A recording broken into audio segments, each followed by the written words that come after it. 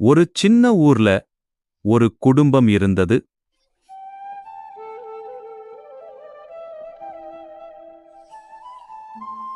அந்த வீட்ல ஒரு பசு தான் இருந்துச்சு.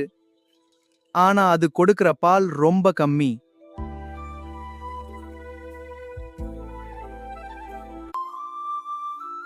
தினமும் ஒரு ஒழக்கு பால் கூட சரியா வராது.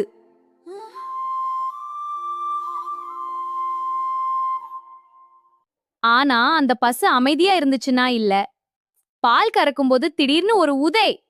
பாருங்க இப்படித்தான் உதைச்சது. அடிக்கடி உதைத்து பாத்திரமே கீழே விழுந்துடும். ஐயோ!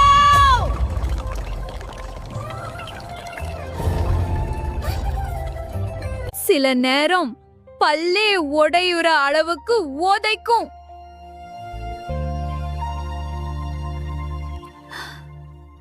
கேட்டு வீட்ல எல்லாரும் யோசிச்சாங்க இது என்ன பயன். இந்த பிரச்சனை ரொம்ப குழப்பமா இருக்கு.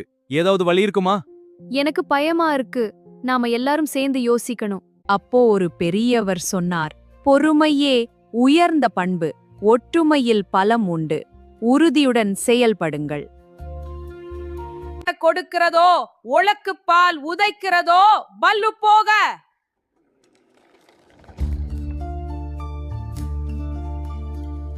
கொஞ்சம்தான் உதவி, ஆனா அதுக்கு மேல கஷ்டம் அதிகமா இருந்தா இந்த சமநிலை உடையும். உண்மையான உதவி தேவை. அப்படி இருந்தா அந்த உதவி வேணாம்னு தான் சொல்லணும். அதான் சரி, போகலாம். ஆமாப்பா போகலாம். சரி நட. புது வீடு தேடலாம். வாழ்க்கையில பேலன்ஸ் தான் முக்கியம் இல்லனா நஷ்டம் தான் அதிகம்.